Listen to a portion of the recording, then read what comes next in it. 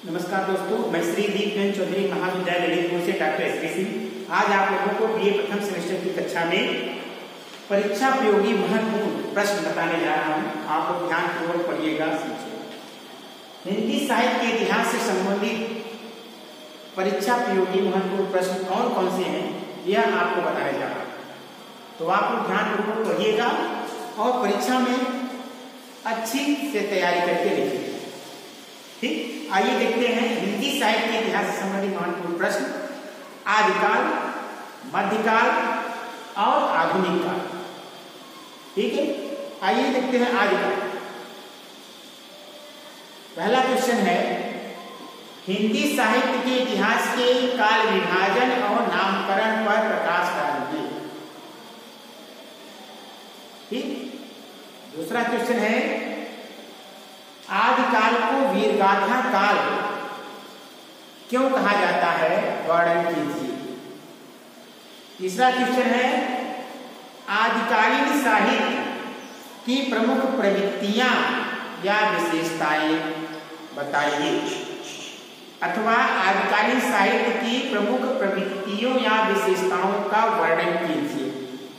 ठीक, इसके बाद आता है, रासो साहित्य का संक्षिप्त परिचय देते हुए उसकी प्रमुख विशेषताओं का वर्णन कीजिए, अथवा आदिकालीन रासो साहित्य की प्रमुख प्रवृत्तियों या विशेषताओं का वर्णन कीजिए। अगला क्वेश्चन, जैन साहित्य का संक्षिप्त परिचय देते हुए उसकी प्रमुख विशेषताओं का वर्णन कीजिए। इसके बाद आता है सिद्ध साहित्य का संक्षिप्त परिचय देते हुए उसकी प्रमुख विशेषताओं का वर्णन कीजिए। इसके बाद आता है नाथ साहित्य का संक्षिप्त परिचय देते हुए उसकी प्रमुख विशेषताओं का वर्णन कीजिए। इसके बाद आएगा लौकिक साहित्य क्या है, इसको समझाइए। ठीक, अब आते हैं हम भक्तिकाल में। भक्तिकाल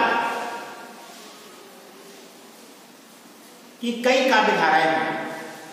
ठीक, भक्तिकाल की दो काव्यधाराएं कौन कौन सी, सगुण काव्यधारा और निर्गुण काव्यधारा। तो आएगा भक्तिकाल की प्रमुख प्रवृत्तियों या विशेषताओं का वर्णन कीजिए।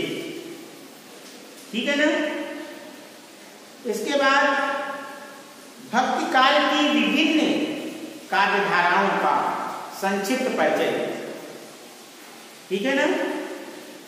अब आएगा निर्गुण काव्यधारा का संक्षिप्त परिचय देते हुए उसकी प्रमुख विशेषताओं का वर्णन कीजिए। सगुण काव्यधारा का परिचय देते हुए उसकी प्रमुख विशेषताओं का वर्णन कीजिए। सगुण में भी दो काव्यधारा हुई, राम भक्ति काव्यधारा और कृष्ण भक्ति काव्यधारा।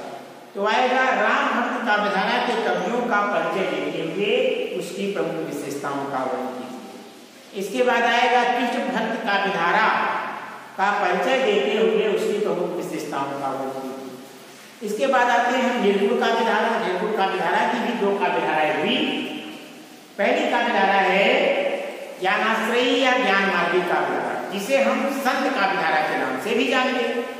तो क्वेश्चन क्या आएगा, संत काव्यधारा या ज्ञानाश्रयी काव्यधारा के कवियों का परिचय देते हुए उसकी प्रमुख विशेषताओं का वर्णन कीजिए। और इसके बाद आएगा कौन सा, प्रेमाश्रयी या प्रेम मार्गी काव्यधारा, जिसको हम सूफी काव्यधारा के नाम से भी जानते हैं। सूफी काव्यधारा अथवा प्रेम मार्गी काव्यधारा के कवियों का परिचय देते हुए उसकी प्रमुख विशेषताओं का वर्णन कीजिए। समझ में आ गया।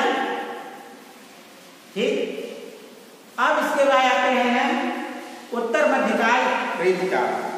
तो रीतिकाल की प्रमुख प्रवृत्तियों का वर्णन कीजिए। रीतिकाल का संक्षिप्त परिचय देते हुए उसकी प्रमुख प्रवृत्तियों या विशेषताओं का वर्णन कीजिए, अथवा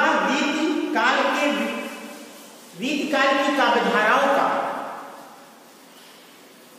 परिचय देते हुए उसकी विशेषताएं बताइए। अगला क्वेश्चन, रीतिबद्ध काव्यधारा के कवियों का नाम बताते हुए उसकी प्रमुख विशेषताओं का वर्णन कीजिए।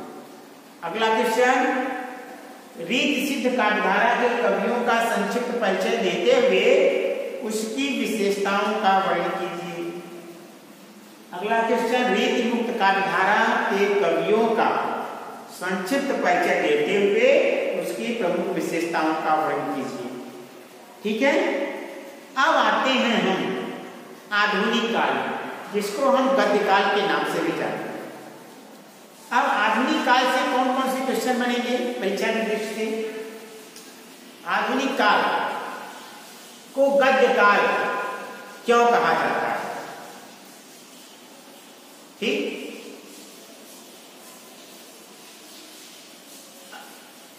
अगला क्वेश्चन, भारतीय युग अथवा पुनर्जागरण युग की प्रमुख प्रवृत्तियों या विशेषताओं का वर्णन कीजिए, अथवा द्विवेदी युग के कवियों का संक्षिप्त परिचय देते हुए उसकी विशेषताओं पर प्रकाश डालिए।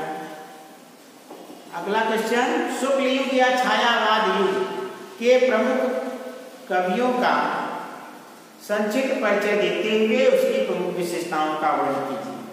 अगला क्वेश्चन, शुक्लोत्तर युग या छायावादोत्तर युग के कवियों का संक्षिप्त परिचय देते हुए उसकी प्रमुख विशेषताओं का वर्णन कीजिए।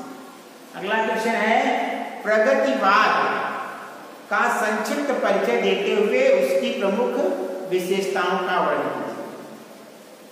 अगला क्वेश्चन है, प्रयोगवाद क्या है? प्रयोगवाद का संक्षिप्त परिचय देते हुए उसकी प्रमुख विशेषताओं का वर्णन कीजिए। अगला क्वेश्चन है, नई कविता क्या है? इसकी प्रमुख विशेषताओं को सविस्तार से समझाइए या प्रमुख विशेषताओं का संक्षिप्त वर्णन कीजिए। इसके बाद आता है साठोत्तरी कविता। साठोत्तरी कविता क्या है? इसकी प्रमुख विशेषताओं का वर्णन कीजिए। इसके बाद आता है समकालीन कविता। समकालीन कविता क्या है? इसकी प्रमुख विशेषताओं का वर्णन कीजिए। ये रहा आपका हिंदी साहित्य का इतिहास से संबंधित महत्वपूर्ण प्रश्न, जिसको आप अच्छी तरह से तैयार कर लें। ठीक, और भक्ति काल में आपको अष्टछाप पढ़ना है। अष्टछाप क्या है? अष्टछाप किसे कहते हैं?